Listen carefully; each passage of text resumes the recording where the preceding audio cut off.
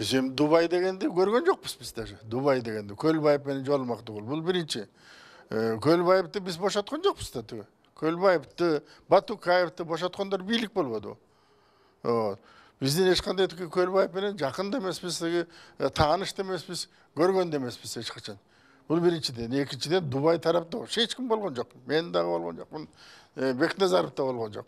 Бекназаров жанагы тиги лечениесин изилдеп бүткөндөн кийин, ден соолугун изилдеп бүткөндөн кийин мен Россияга барам, мен Украинага барам, ошодо жер-жеринен өзүм изилдеп билем, себеби Россиянын телевидениеси аркылуу эле маалымат Кыргызстанда жер-жерде ошондой эле болуп атпайбы. Россиянын телевидениеси баягы илгерки тээ болуп гана бир жактуу гана берип атат. Чыныгы ошол жердеги чындык каерде экени белгисиз болуп калып атат. Ошол анда жеринде гана Россиянын телевидениеси боюнча маалымат болуп калат. Ошон үчүн агыш айтты, мен жеринде барып изилдеп өзүм изилдеп көрүп өзүм ошого жараша тыянак чыгарып ошонун негизинде анан иш жүргүзөм деп кетти. Анан Дубайга барам деген ойдо да эч кимдин оюнда да жок нерсе бул. Эми коркконго кош көрүнүп кетсе керек, ошол Бекназаров президенттикке коем дегени. Ошондон кийин биз Турцияга кетсек эле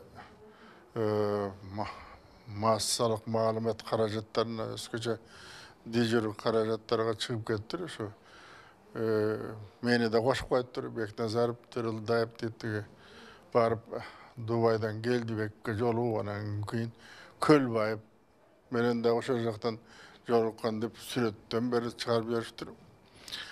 Эми бул чындыгында баягы эптеп эле булар өзгөчө Бекназаровду каралаш, ошону жаманатты кылыш элдин астында максат менен чыкса керек. Андай мен Бекназаров жөнүндө көп эле чыгып жүрбөйбү. Аны дайым эле жей чичкыш кылып көргөзгүсү келет көп убакта. Мен бул жөнүндө да айтсам эле эч качан ал Бекназаровго жукпайт, себеби ошону жастырып аткандардын баары өздөрү биринчиден таза эмес. Ошо Кыргызстанды бүлдүргөн, талкалаган Акаевден баш болуп, Бакиев анан эми бүгүнкү бийлик деле ошондун жолдорундан алыс кеткен жок. Мына ошон үчүн ошо Бекназаровдун булардын уйку көрбөй эңсеген ошо Бекназаров бийликке келип калса, анда баарыбыздын шорубуз деп, мына ошон үчүн ошого карата аракеттери дайым элдикке, коомго Бекназаровду жаманатты кылыш. Анан эми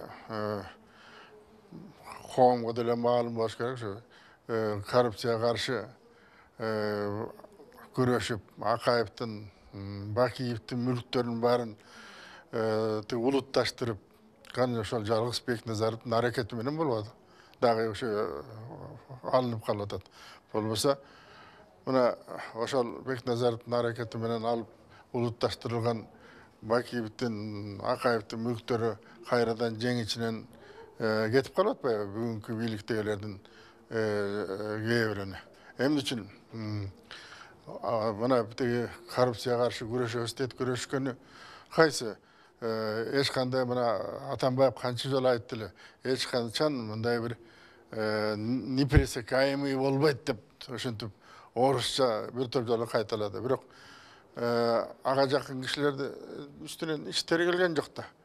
Мына ошол эле Жээнбековдор жалаң туугандарынын баарын өзгөн жерине коюп алган дейт. Ал жөнүндө канча жазуу жазылды. Ошолор тергелдиби, каралдыбы? Бул биринчи. Экинчи,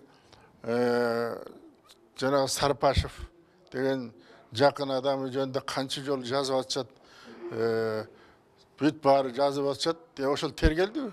Изилдедиби? Депутаттык комиссия ошону изилдеп, ошону карайлык жоопко тарттыралык десек, эч ким баш ийбей атпайбы, жасабай атпайбы. Мына ошондой эле жанагы Турсунбеков беле фамилиясы, менин СДПКнын башчысы болуп жүргөн. Ошо жана ликерный водочныйды канча жолу жазылды, ошо туура эмес, ошону приватташтырып алды деп. Ал эмне тергелбейт? Anan başkalar olsa basağa alıp hareket kılıp жүрөт. Mana bugünkü günde açılıp kalmadı, çıkıp kalmadı. Janagı Salyanovanın tegeregindegi okuyalar. Görse Salyanova korrupsiya görüşüp atkan Salyanova özün korrupsioner ekeni bugün çıkıp atpayı. Janagı güyösü kança vaqttan beri bu ekası bultırkızdı küsten beri geletken okuya ekende. Mana bugün açıkka çıkıp atat. Hem de oşanı Atanbay bilbeyt deysinger bu.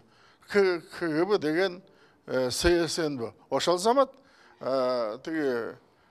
doklad kılgan boluş gerek. Eğer kılbasa, anda alarda жооп каттырыш керек. Себеби андай нерселерде tez жардам тегемеш. Анан ошонун баарын Атанбай билген да.